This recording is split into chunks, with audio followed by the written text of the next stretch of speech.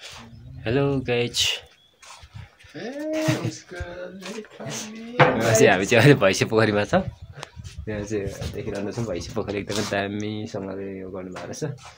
यहाँ भैँसी पोखरीमा माछा, यहाँ चाहिँ एउटा माछा, यहाँ अर्को माछा छ देखिरहनु भएको छ माछा।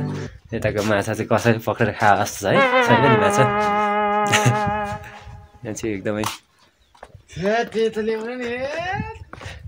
एमएसतिर चाहिँ छ। मैले पहिला बनाएर देखाएको थिएँ एउटा भिडियो। यहाँ चाहिँ गुम्बा छ अनि यहाँ चाहिँ हाम्रो विजय दाइहरूको घर हो देखिरहनु भएको छ। कटेज भनौँ न, एकदमै टुरिस्टहरूको लागि चाहिँ यहाँ आउन जानुमा चाहिँ बस्न खाना बस्न सबैको सुविधा छ। एकदमै राम्रो व्यवस्थापन गर्नुभएको रहेछ। एकदमै यस्तो ठाउँमा पनि यसरी उहाँहरूले विकास गरिरहनु हुँदाखेरि, यसरी राम्ररी गरिरहनु हुँदाखेरि चाहिँ एकदमै खुसी लाग्दो कुरा छ। अनि यहाँ चाहिँ भैँसी पोखरी जो यहाँ एकदमै छ। कमल फुलहरू चाहिँ देखिँदैन अहिले, पहिला चाहिँ थियो टन्नै